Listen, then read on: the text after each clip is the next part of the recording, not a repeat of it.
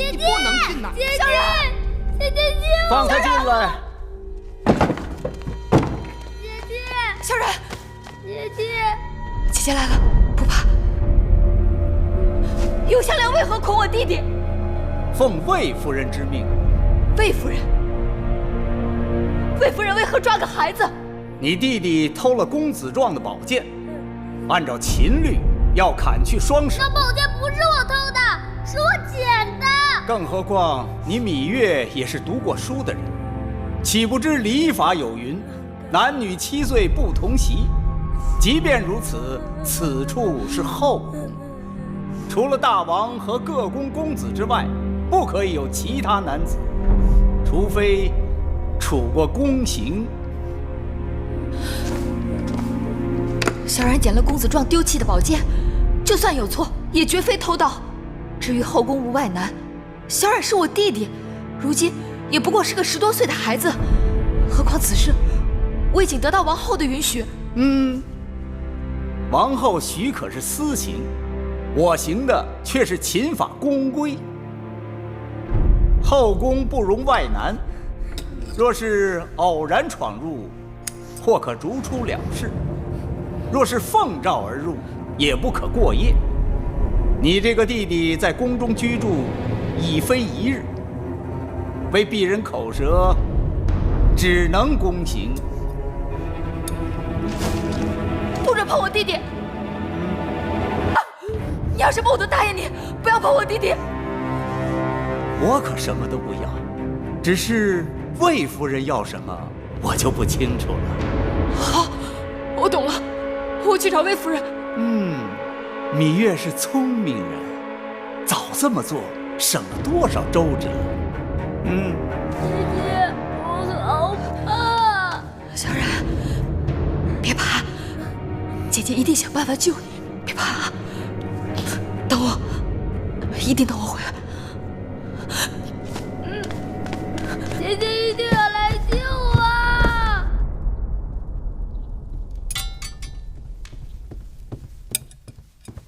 夫人，芈月求见。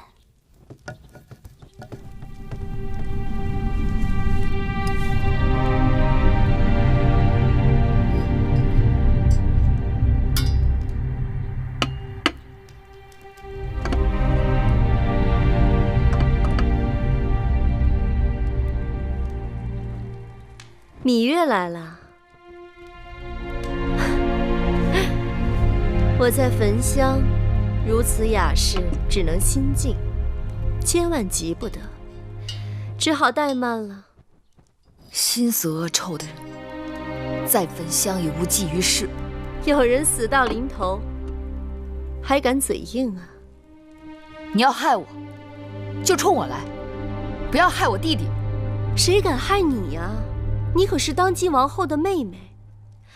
至于那个违反宫规的小童，大王委我主持后宫之重任，不好因为你是王后的妹妹，我就徇私舞弊，只好按照规矩办了，对吗？魏夫人用不着兜圈子，你说吧，究竟要如何，你才能放了我弟弟？妹妹这话可就说差了。我向来都是与人为善，成人之美的。我看你在王后身边日日委曲求全，也并未得到什么好处。妹妹如此启年月貌，若是只以幼女身份终老秦宫，实在是太可惜了。先王后陪嫁中有一小臣之子叫魏成，20有余，与芈月年貌相当。我意欲为你们做个媒，这对玉姬为聘，如何？你要我离开这里？不是离开，是风风光光的嫁出去。只有这样，你才会放了我弟弟。2日之内，我会安排你出宫成亲，你与他成婚后就离开咸阳。随他去大梁吧。你那弟弟姓魏，说不定我们还是同族呢。我会为他在大梁安排一个出身，如何？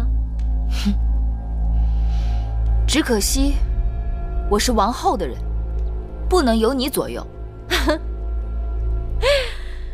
眼下王后自顾不暇，哪里还护得了你呀？更何况你是心甘情愿的，她不能为了一己私欲，就耽误了你的美好姻缘。你如何才能叫我心甘情愿？这难也不难。王后眼下被禁足，是再好不过的了。你乖乖地按着这上面的话抄写一封书信，就说你和魏成两情相悦，要和他白头到老，共度终生。辛苦你回去就这么做。明日我派人拿着这封书信去跟王后提亲。魏夫人筹划得好周全。为了成全你们，总是要滴水不漏的嘛。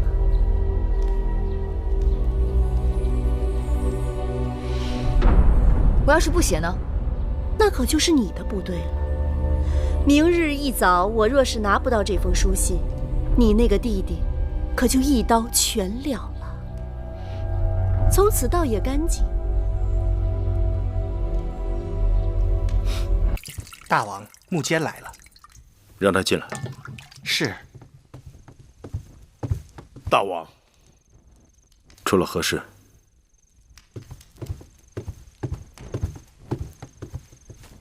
是关于芈月的弟弟偷了公子壮的剑，魏夫人要施以宫刑。你是如何知道此事的？是魏良人叫侍女给老奴报的信儿。这个魏良人倒是个有心人。这个事说小也小，说大也大，老奴拿不定主意，所以才决定跑这一趟。一个小女子遇到这种事情，该是天塌了。大王要帮他，他要寡人帮他吗？这我就不知道了。是。来，喝酒。哎呀，后宫之事不胜其烦，大王到我这儿喝杯酒都不能踏实。当初长姐为我打理后宫的时候啊，寡人的耳根子清净多了。后宫女人多，是非也多，但大王过去好像对这些是是非非并不往心里去。后宫没变，大王却变了，是不是？大王又有心上之人了？长姐有雍大人常来陪伴，在北郊行宫过着神仙般的日子，还拿寡人来打趣。这么说，大王今晚住在我的宫里，难免孤单，让姐姐安排一个好女子给大王侍寝。无妨。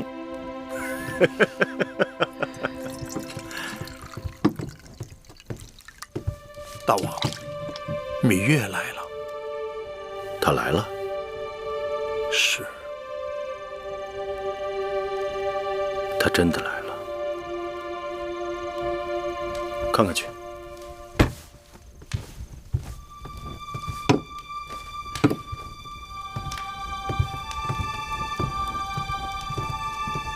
哪个芈月呀？是不是那个伶牙俐齿的小丫头？是。这么说，今夜不用我安排，大王也有侍寝的人了。芈月，你还是回去吧。大王的心情你不是不知道，就是你在这儿跪上一晚上，也不会有结果的。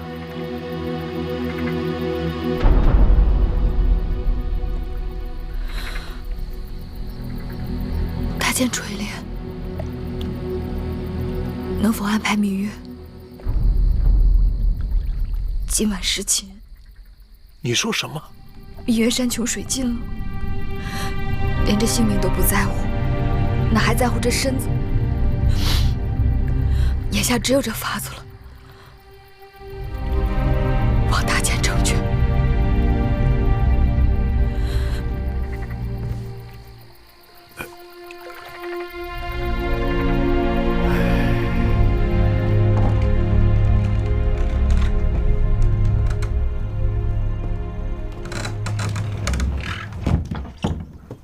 给寡人宽衣。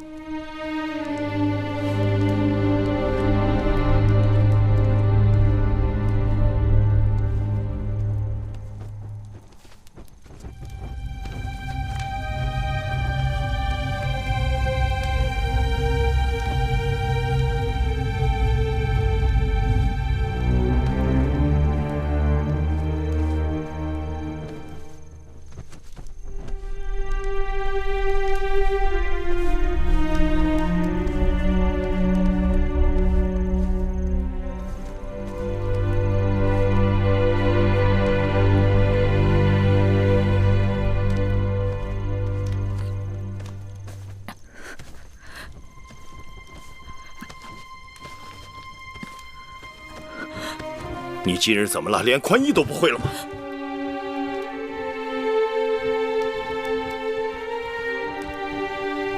怎么会是你？你以为如此就能救你弟弟吗？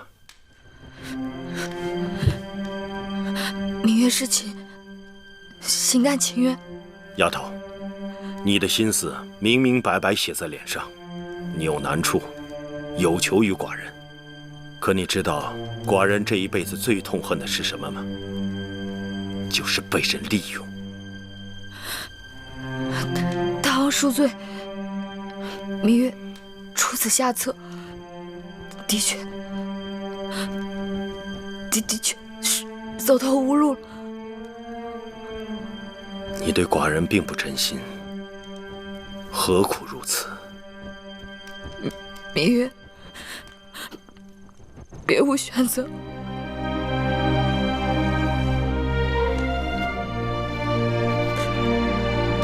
起来吧，寡人从不强人所难。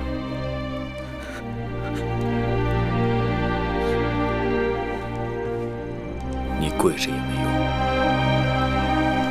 你打算让寡人做什么，是你的事；寡人打算做什么，是寡人的事。你出去。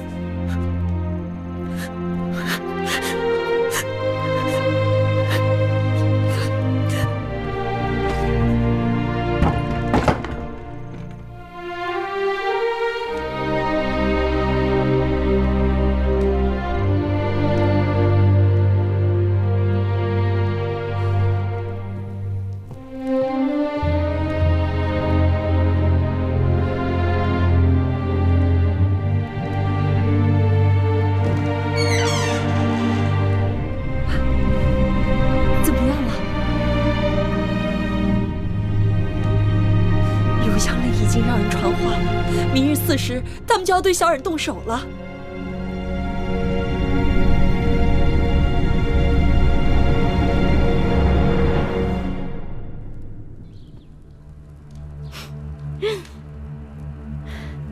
真是稀罕事儿，你芈月也有服软的时候。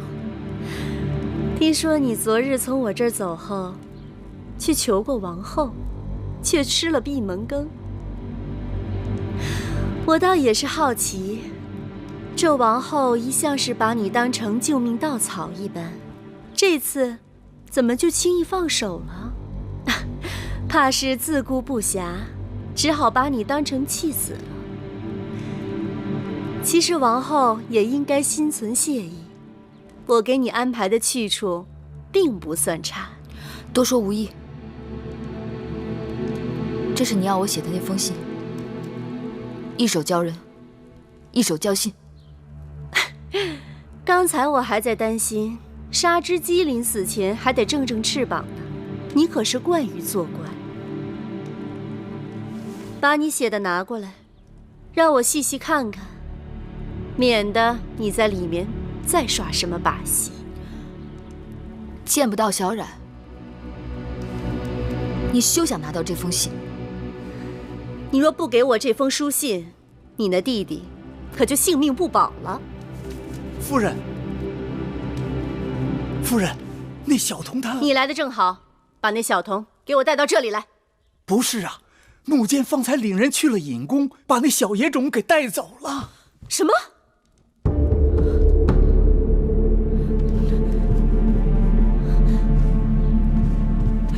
没事儿，小冉，没事儿啊，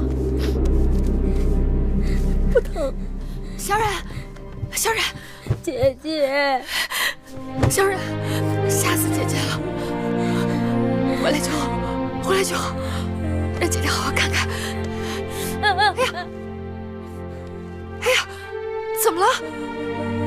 这怎么回事啊？木坚说，按大秦律，偷盗必须砍手。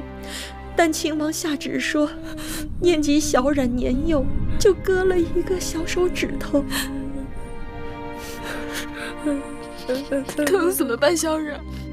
姐姐，我小冉不好，给姐姐惹下这么多麻烦，请姐姐处罚。不怪小冉，小冉没有做错任何事情，是有人心存恶念，故意要害我们。那该怎么办？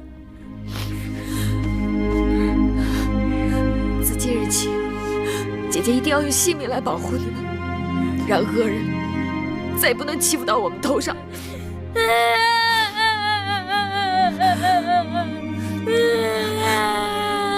不哭，小冉。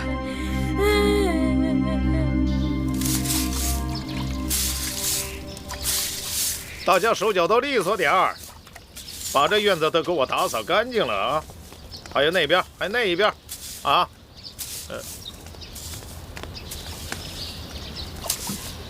大监请留步。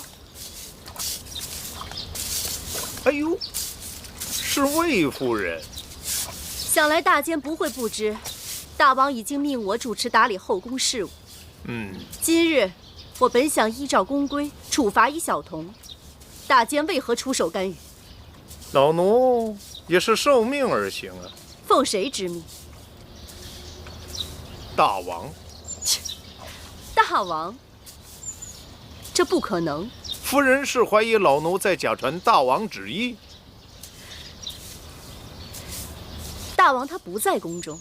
大王耳聪目明，夫人若是对老奴有责怪之处，可以向大王直接请旨问责。夫人恕罪。大王今日回宫，老奴还有很多杂物要去处理，告退。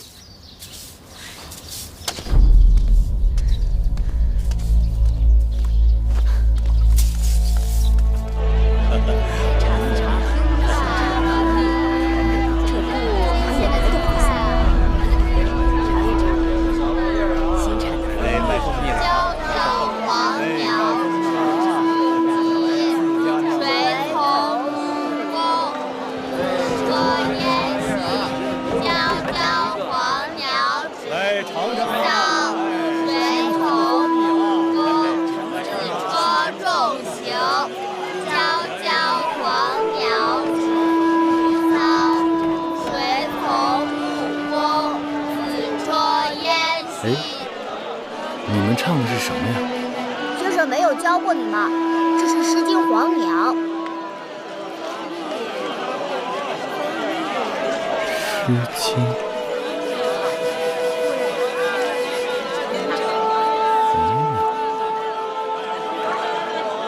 公子怎么了？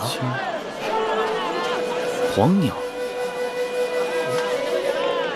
黄鸟。应当是竹鸟更妥。不，是黄鸟。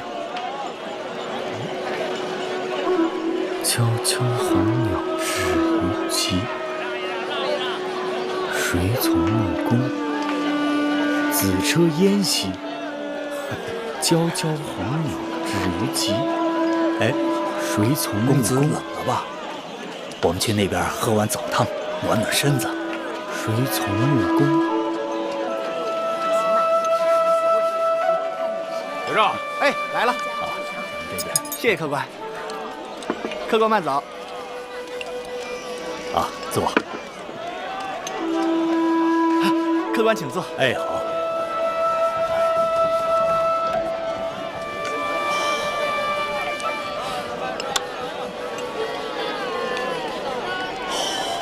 客官慢用。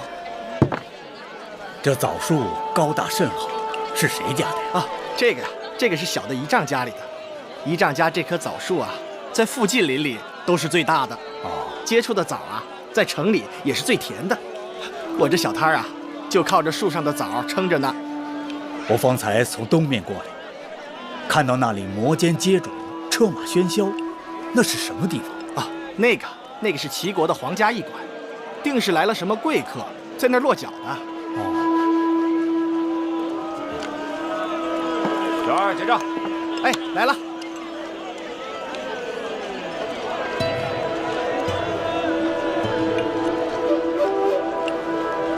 娇娇黄娘之女集枣树，13他怎么相见？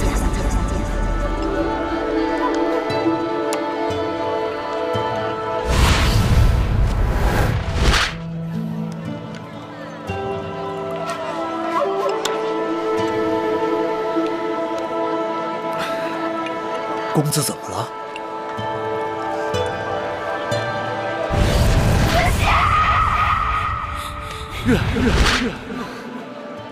月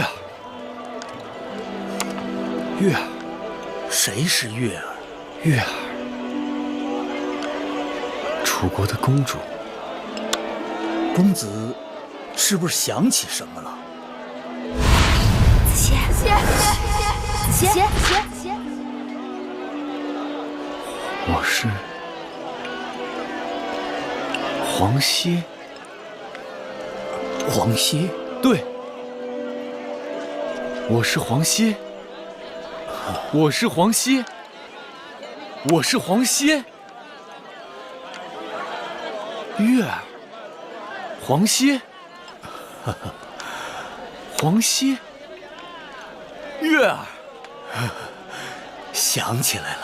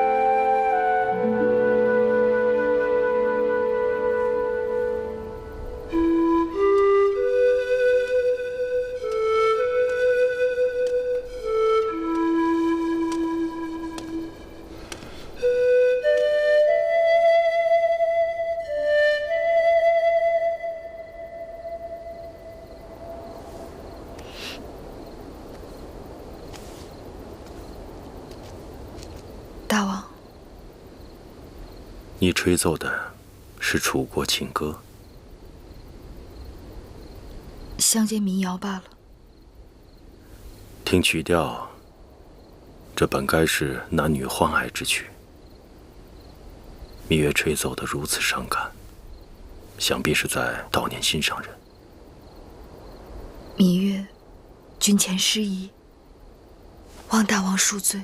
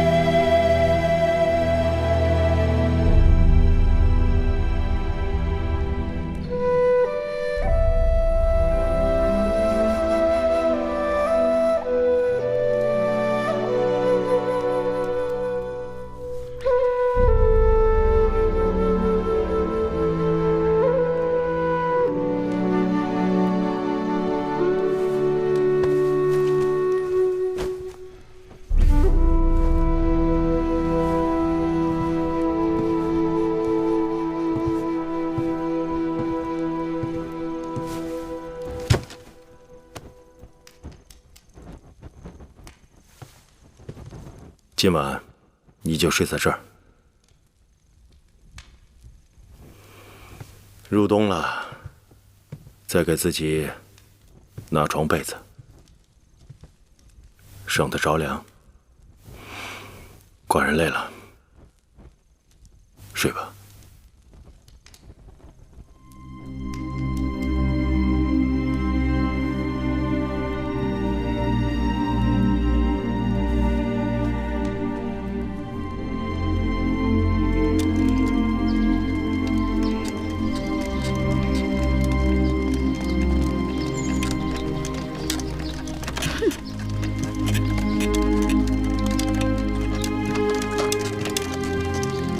有什么了不起的？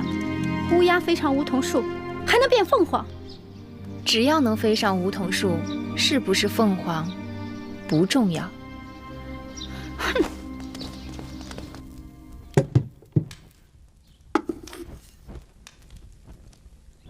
怎么又是肉糜面汤啊？我昨日不是说了，秦国之地的麦子过于粗粝，尽是麦麸。我想吃楚国的大米。都怪婢子记性坏，忘了王后的叮嘱。奴婢这就去让膳房重做。算了，就这样吧。这几日胃口有些过于古怪，时好时坏的。想来王二知道了，母后禁足在此多日，心烦意乱吧。不要。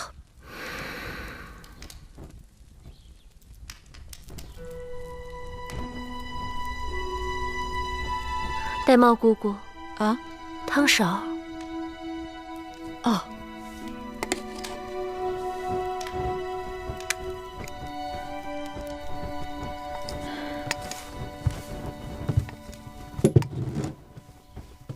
你们几个今日怎么了？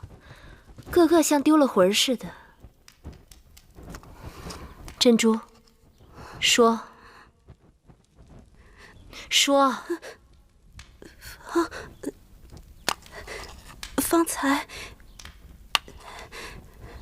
方才有人看到看到什么？看到芈月乘着大王的辇轿从成明殿回来。大王的辇轿？是。妹妹即使去了成明殿，怎会坐大王的辇轿回来？你们出去吧。是。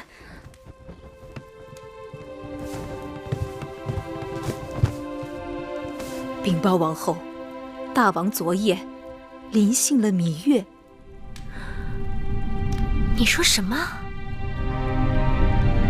大王昨夜临幸了芈月。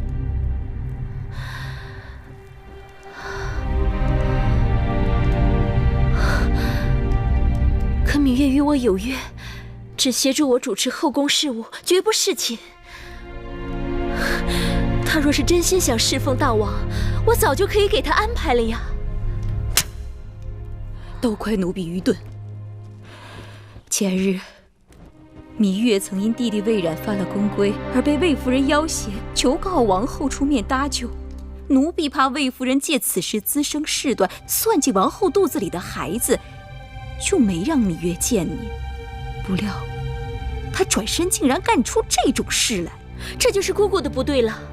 芈月有难，姑姑怎可趁人之危故意作对？不是奴婢要与她作对，只是她的性情跟手段实在让奴婢替王后担忧啊！此话荒唐。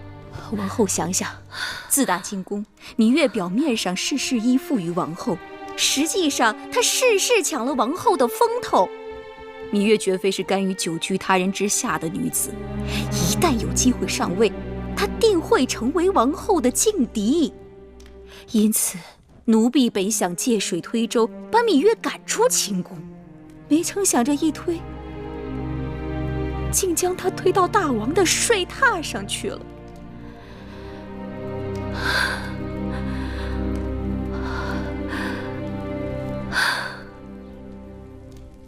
姑姑不必自责了，事已至此，说什么都晚了。看来这是命中注定的。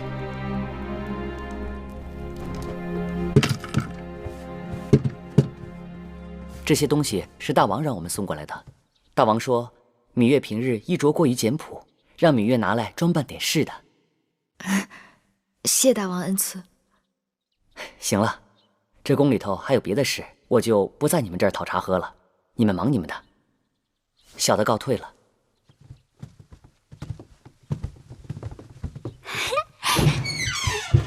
哇，好漂亮啊！太漂亮了。是啊，你看，真好看。女人刚回来，大王赐的东西就跟过来了，可见大王对你的确用心。这金钗上的珍珠这么大，多好看呀！哎，你看这个玉镯，哎，还有这个耳环。你们先把东西拿下去吧。是。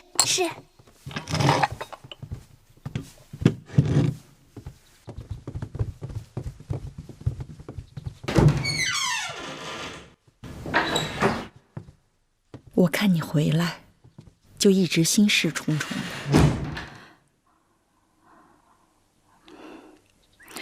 魁姑，别说了，无论你做什么，都是万不得已，是为了小冉和王后。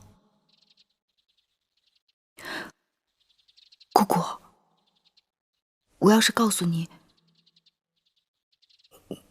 我们什么都没做。没做什么？没做你想的那些。我知道，眼下整个后宫都在说长道短。我坐着辇轿回来的时候，更是想，这比挂着一面帅旗还要招摇。但我要是告诉你，我在大王的房中待了一夜，大王并没有临幸我，你信吗？是啊，没有人会相信。那是为什么？大王的心思很难猜到，但眼下我最担心的是王后，我怕姐姐会不会因此而多心。没想到把他逼狠了，竟然想出这样的招数。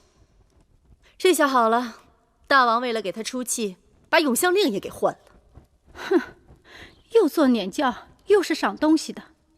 姐姐，没想到我们费了那么多周折，竟然为芈月做了嫁衣，真是气死我了。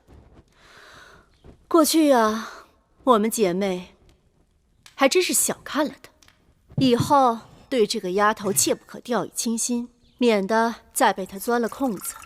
亏得王后还被禁足，就算芈月想对我们如何，也是心有余而力不足。怕就怕她有一日羽翼丰满，既有王后的庇护，又有大王的恩宠，到那个时候，她就会成为我们最棘手的强敌了。姐姐，那芈月得了势，她会不会又重提那符节的事儿啊？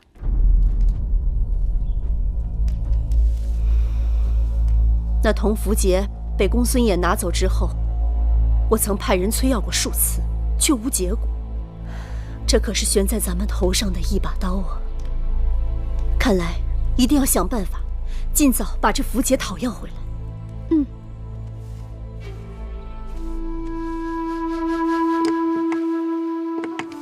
昨日我已向大王禀报，君不密失国，臣不密失身。我既为王后之陪嫁应女，侍寝后应当去见见王后。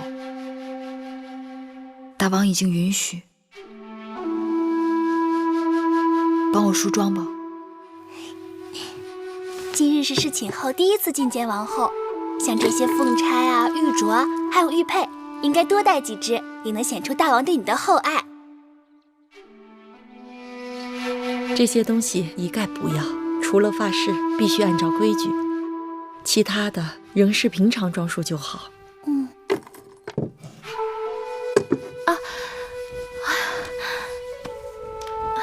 王后有何不适？王儿在踢我。别看小公子在王后肚子里人不大，脾气还不小呢。当年威后怀王后的时候，王后在威后肚子里可乖巧了。威后命人把宫里头摆满了鲜花跟果子，还把寝宫里所有硬的地方都用芦絮给包起来。王后出生后不仅漂亮，性子也柔顺。眼下，谁来给我摆鲜花水果？谁又来包起这宫里的芦絮？难怪王儿心里郁闷。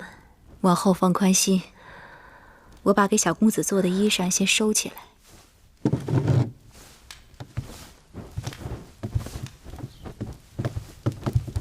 王后，芈月来了。她定是得了大王的许可，特意来看我的。王后，这种人应该立马轰他出去，该给他些颜色看看了。就算我心里怪他，也当忍一忍。王后这是何苦啊？毕竟她是我的应妾，如今在这宫里，我们最大的冤家对头是魏夫人。大王心宠芈月，只有她能够跟魏夫人抗衡。难道你要我把她推到魏夫人那儿去吗？宣她进来。是。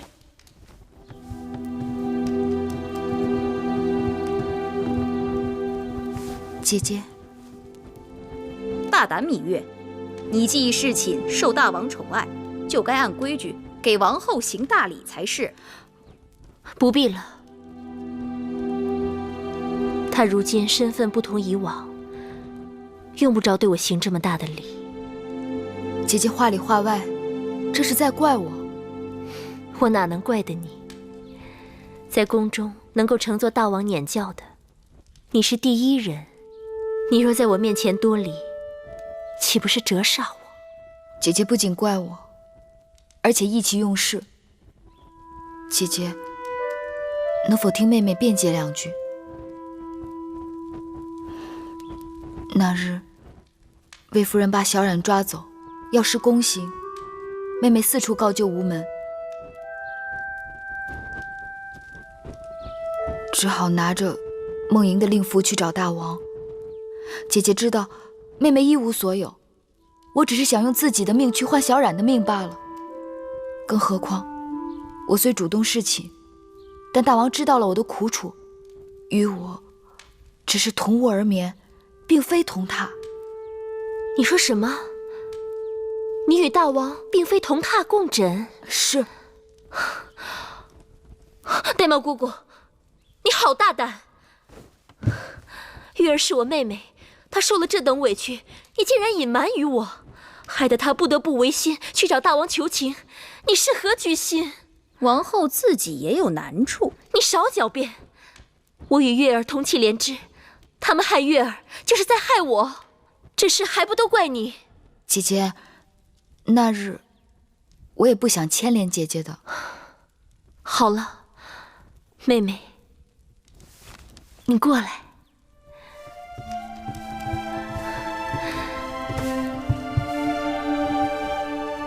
祸兮福兮。其实，当我得知大王临幸你，姐姐心里还是替你欢喜的。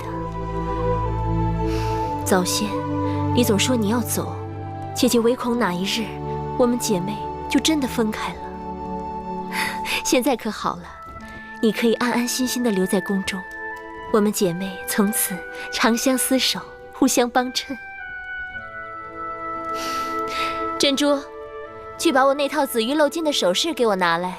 那套首饰最为贵重，王后平时也不常用，奴婢一时想不起放在哪儿了。就在我床头放珠宝首饰的匣子第2层，快去吧。是。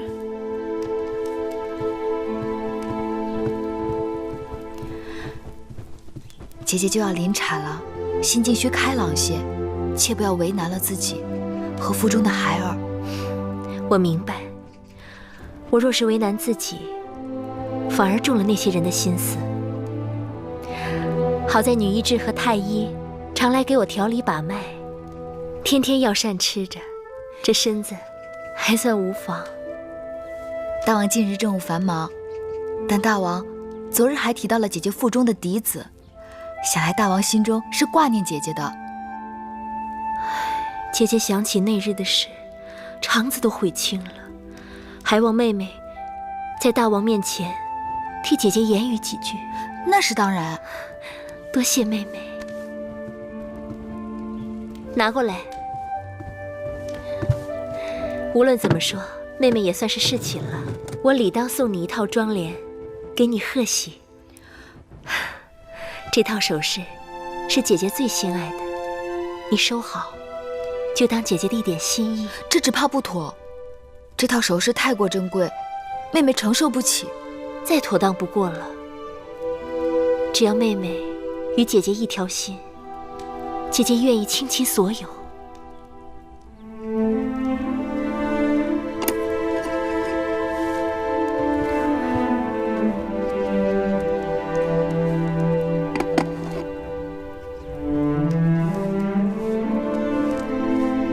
看到王后拿出这套紫玉镂金的首饰，我觉得王后心里的芥蒂并未全消。姑姑大约多心了。王后本是心地纯良之人，我已将实情一一相告，该是没事了。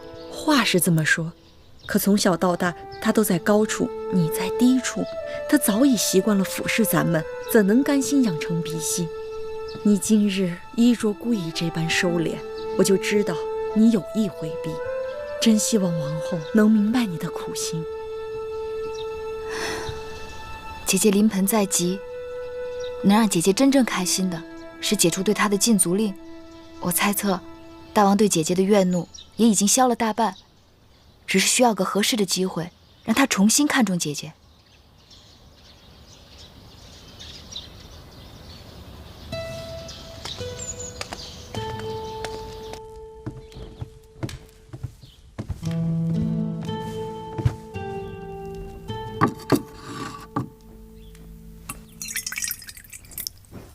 王后喝口水吧，让芈月搅和了半日，身子肯定乏了。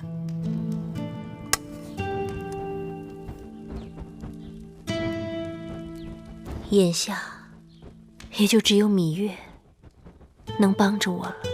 盼着大王对他能有几日新鲜劲儿。大王并未临心的。是啊，这说明芈月并未入大王的眼。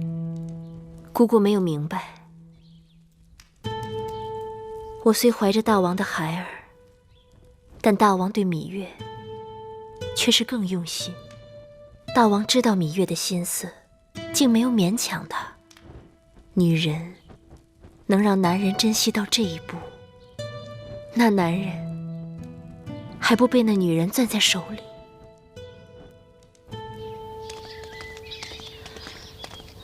大监，大王有诏，大王召芈月承明殿见驾。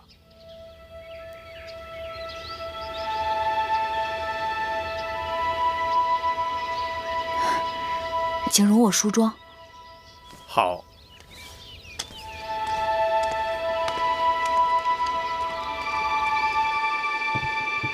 将大王赐予我的首饰，捡2只好的戴上。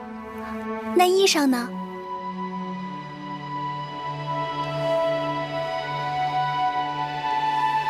就要那件鹅黄色的吧。姑姑，你说呢？好，不过于艳丽，也不落于平俗。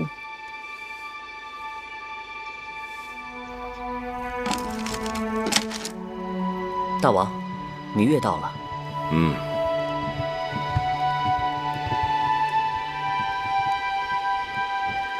拜见大王。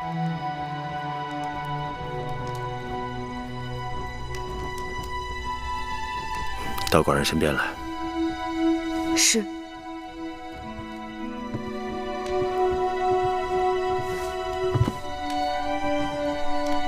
护目一笑，峨眉曼质，容则秀雅，质出颜值。寡人正在读屈子的《楚辞·大招》，果然写得很好。大王喜欢？屈子真是神来之笔，写楚国美人，栩栩如生。楚国美人，并非仅仅朱唇皓齿，而且彼得好贤，习以督之。有道理。花容月貌，抵不上兰心蕙质。过去只知道屈子恨寡人入骨，巴不得烹而食之。但寡人读过他的笔墨，发现的确是个人才。既然不得楚王重用，不如来我秦国，大展宏图。大王读过菊颂了吗？寿命不迁，生难国兮，身故难徙，更宜窒息。心知如此，很难勉强，当真可惜。楚国人才虽不能由大王驱使，但楚国的学识却是可以拿来用的。楚国宫中藏书众多，王后出嫁时，楚王曾赏赐王后500卷书简作为陪嫁。王后的嫁妆虽然在武关被劫持，但义渠人只掠走了一些金银珠宝，而最珍贵的500卷书简，还有全套青铜乐器，全都完好无损。只因秦楚2国文字不同，秦宫中像大王这样通晓多国文字的人不多，所以这套嫁妆自入宫以后就一直没有动用过。这些寡人都知道，可是整理书籍事务，费时费力。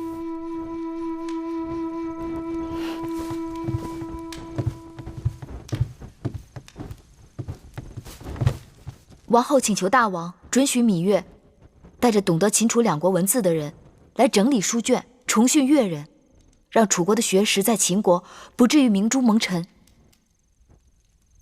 这果真是王后的想法？确凿无疑。王后虽然身怀6甲，困于交房殿，但她仍心系大王，愿为大王分忧解难。难得王后一片苦心。只不过前一阵子对待张子一事，她未免糊涂，乱了名分规矩，寡人不得不罚她。不知大王是否知晓，芈月曾在会院种过从楚国带来的杜若，一大把种子撒下去，能存活的仅寥寥几株。可见草木都恋旧土，人怎会对母国抛之脑后？何况远离母国艰难重重，哪有不惦念的道理？王后为人宅心忠厚，自来到秦国，事事以大王和秦国为重，但根未扎牢，有时难免心系旧土，关心则乱。但等到来年，那杜若根扎牢了，秦国是他的基业，大王是他的靠山，他对旧土之念也就会渐渐淡了。人非草木，孰能无情？此话有理。寡人对王后也许是过于苛责了。明日下朝，寡人去交房殿看看她。天气越来越冷，寡人刚好让人做了几件上好的貂毛皮衣给王后护身子。多谢大王。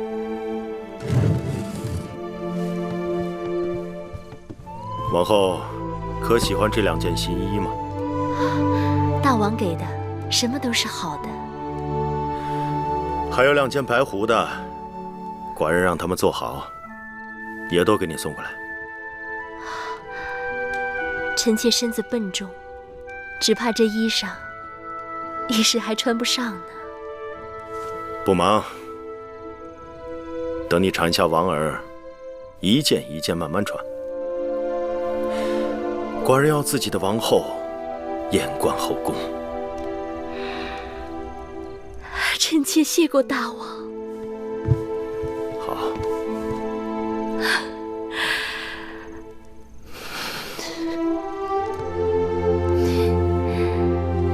婉儿，不要再提我了。你父王过来看过你了。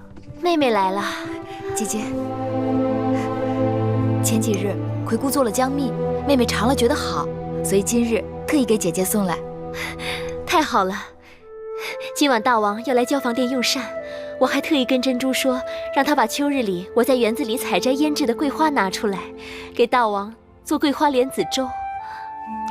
有了你的姜蜜，怕是要把我的桂花莲子粥给比下去了。姐姐何不今日给大王做莲子粥，明日再让大王尝姜蜜，引得大王日日惦记交房殿，由不得他不来。哪能等到明日啊？好久没有吃过楚国的姜蜜，都馋死姐姐了。你还记得吗？母后也喜欢姜蜜的，特别是秋日的菊花姜蜜，总是让膳房做很多，分给各宫的公子公主们。王后何必提及此事啊？她是不会记得的。姐姐大约忘了，在楚国这种事，从来都与我无缘。先生，魏夫人那边又派人催要符节了，说是再见不到符节，她就不得不亲自上门了。这个义渠王简直是蛮横无比，他竟然狮子大开口，问我讨要500车粮草来换取符节。500车粮草，这得多大动静啊！所以我一直没有答应他。这样，你马上再去找一次义渠王，你转告他，就说我情愿拿珠宝钱财来折换成他想要的粮草，让他即刻把符节给我还回来。是。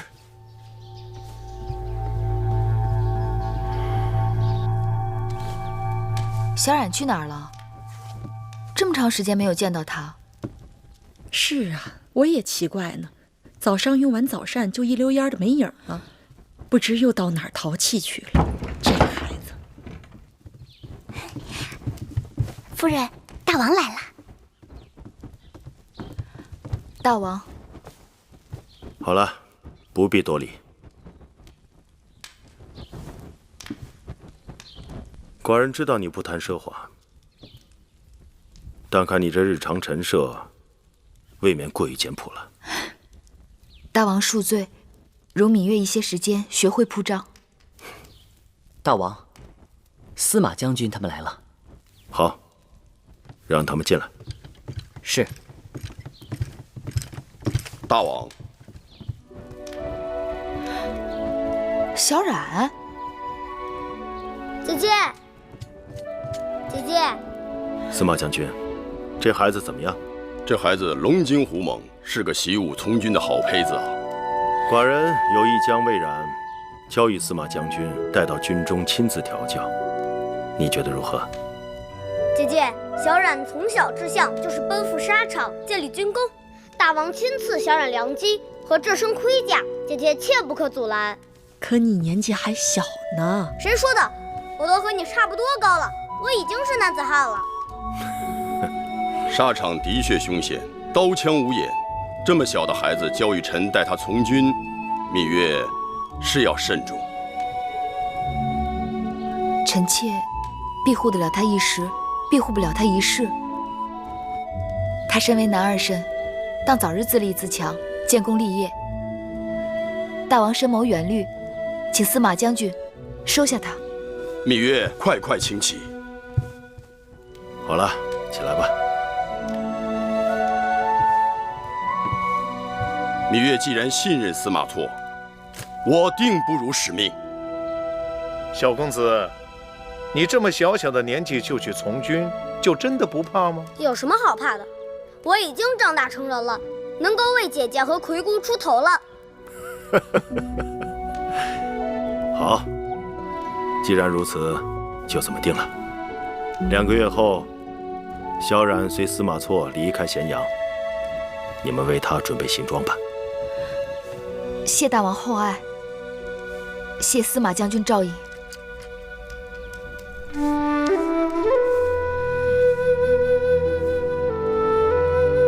都是马字，这是赵国的马，魏国的马，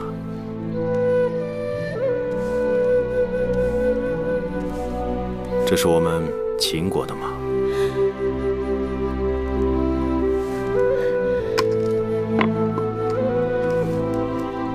真的，果然每个国家的马字都不一样。光这个马字，7国就各有不同的写法。想要征服列国，争土地容易，征服人心，却因为文字、货币、度量衡的种种障碍，难。也未必。大王看，韩、赵、魏是不同国家，可他们的文字却很相似。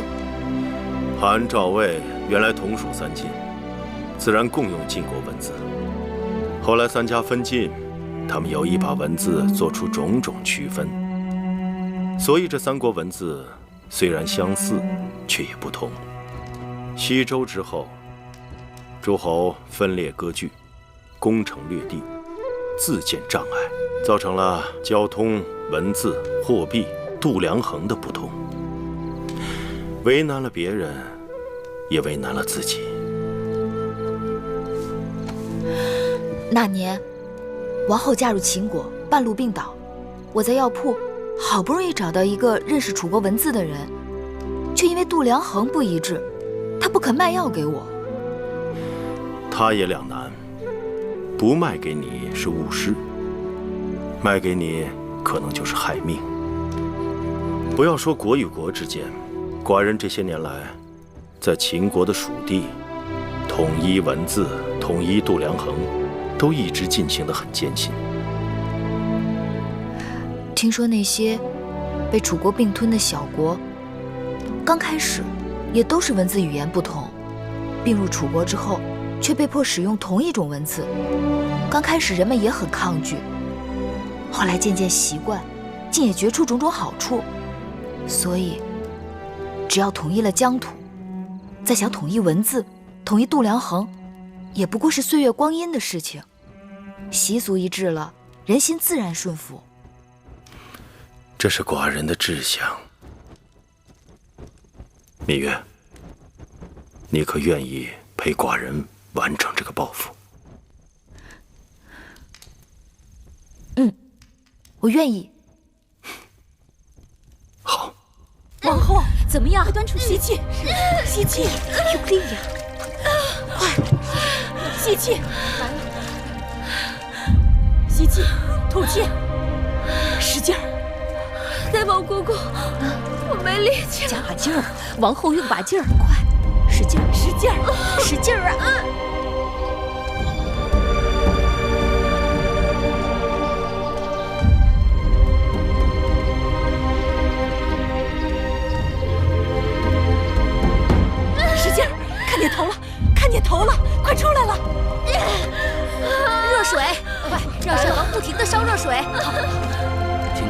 快生吧。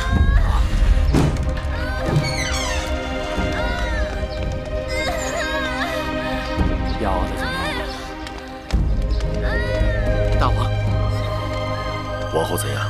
王后生产顺利。出来了，出来了！王后，坚持，生下来了，使劲啊，王后，使劲啊！用力呀，王后！剪子。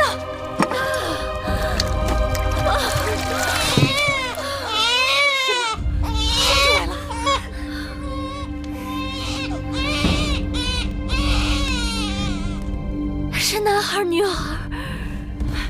恭喜王后，恭喜王后，生了是个公子。恭喜王后，贺喜王后！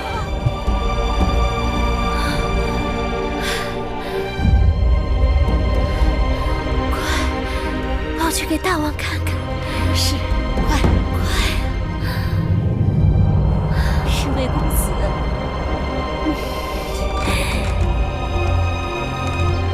恭喜大王，贺喜大王！王后生了一位小公子，母子均安。恭喜大王，贺喜大王，喜喜别子。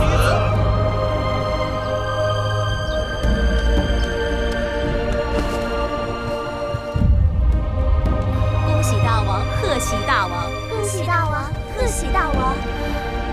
寡人终于有了嫡子，这是寡人的嫡子。大王，给王儿赐个名字吧。寡人都想好了，就叫当儿吧。当之从汤，乃纪念成汤之意。当字又有荡平列国之意志。王后看如何？臣妾谢过大王赐名，当儿一定不负大王苦心，为大秦荡平列国，称霸天下。好。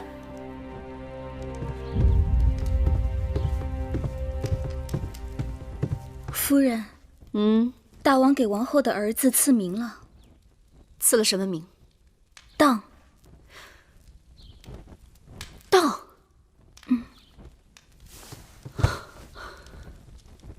纪念成汤，荡平列国。是。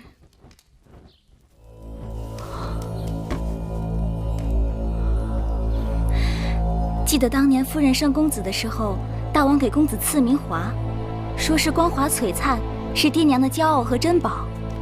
听起来，并不比那个当字差呢。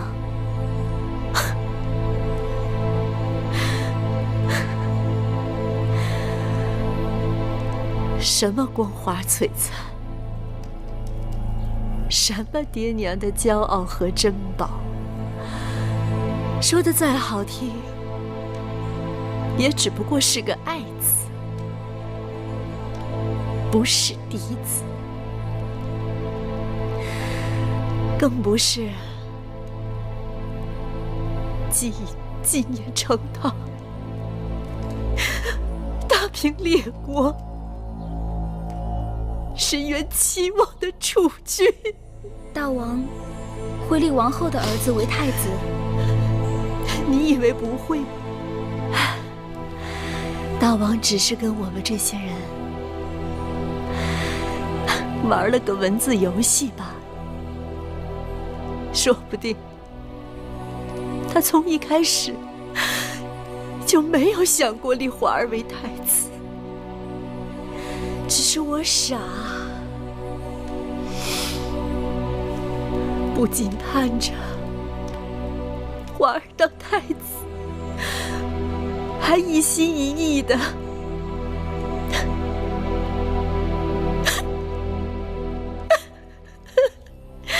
等着大王立我当王后呢。夫人，别过于伤心了。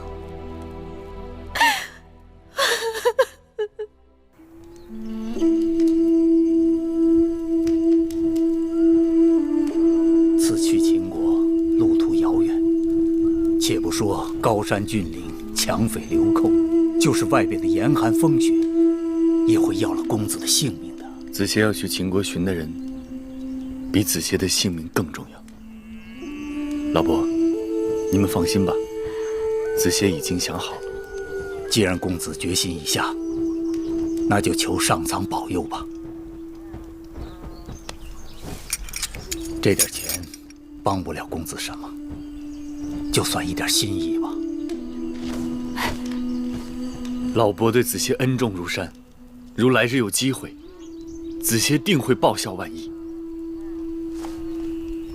大王，今日我去看姐姐，姐姐为大王给荡儿取名而欢喜至极。你也喜欢这个名字？谁人能不喜欢？哦，对了，大王，上次与大王提起唐夫人节俭，把每日省下的灯油一点一滴刮下来留用。昨日内府突然派人给唐夫人送去了10斤灯油，惊得唐夫人对着内府的人直抹眼泪。寡人为太子时，唐夫人就跟在身边，寡人理当善待老实人。我近来还知道了，宫里的烹饪高人是谁？谁呀？魏良人。你怎么知道的？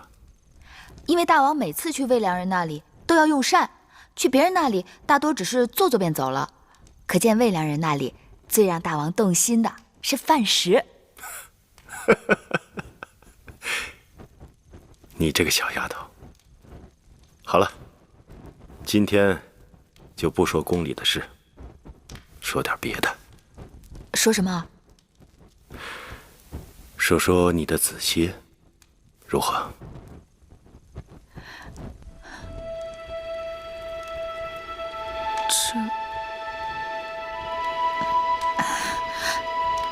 那只是些小儿女的故事，大王又不是邻家老伯，听起来只怕会无趣。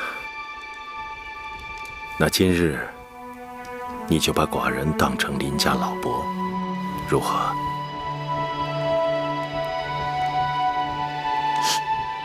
邻家老伯，那邻家老伯就猜猜，我与子歇是怎样相识的？月儿喜欢逞强，只怕不打不成交吧。我自幼常常在宫中与人打架，但子歇从来都是帮手，不是对手。我与子歇的缘分，还是从我在膳房给弟弟偷糕饼开始的。皇歇谦谦君子，却要跟着你当小贼，真是难为他了。偷糕饼算什么？子歇跟着我，不仅在宫里偷瓜果，还偷草药，还曾把南后的后花园给翻了天了，连那宝官都被我打伤了。宝官是南后的侍从？那是南后的护院狗。护院狗？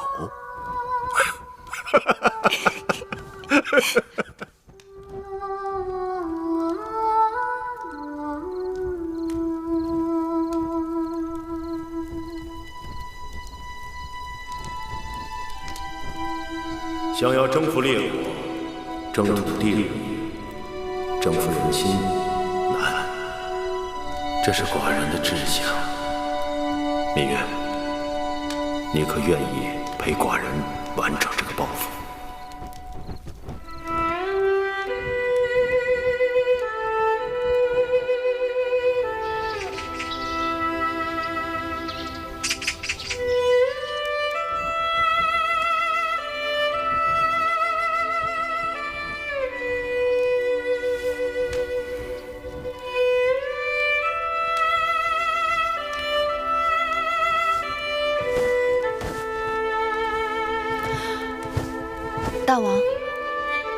大王晨起习武，芈月来陪。今日寡人免你早起。芈月睡不着了。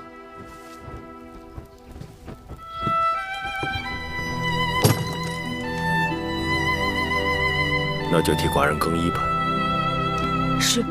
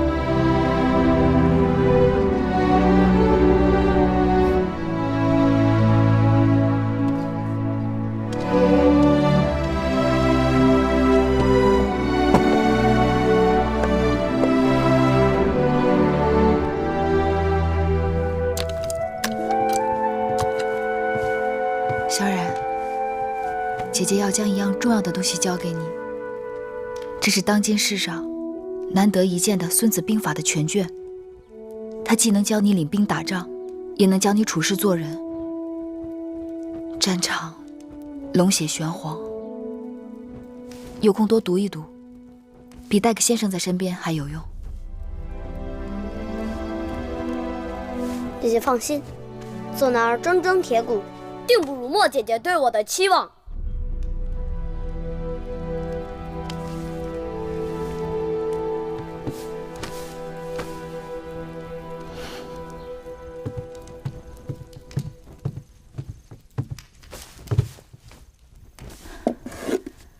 大王，喝茶。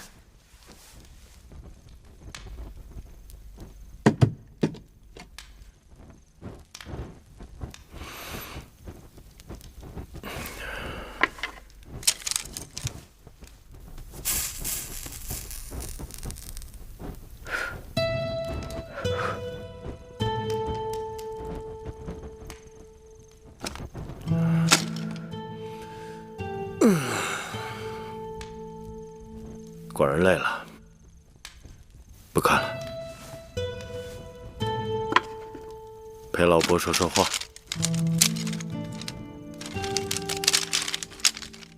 老伯想听什么？老伯还是想听听你的子歇。还说？每次都说他，都说了好多次了。老伯还没有听够，你就说够了吗？再说，那也是过去的事情了。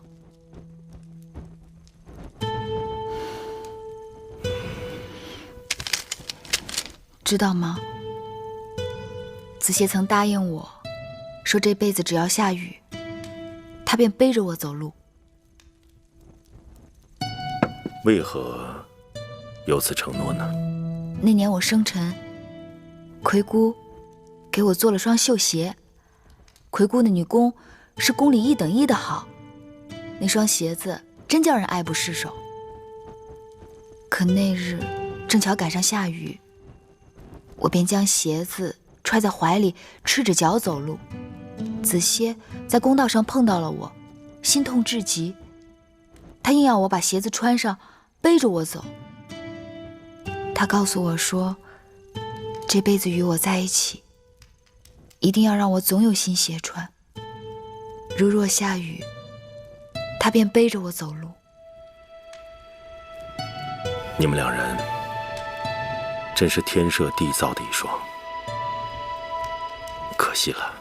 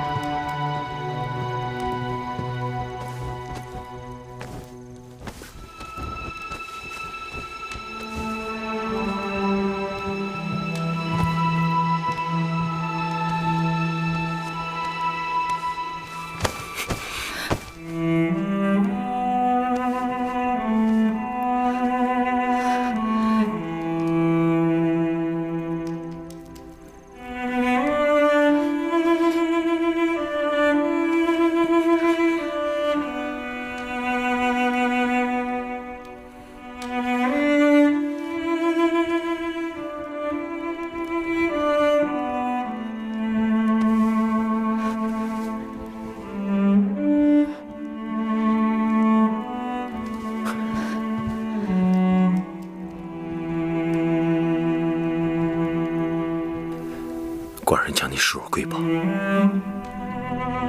绝不要一丝一毫的勉强。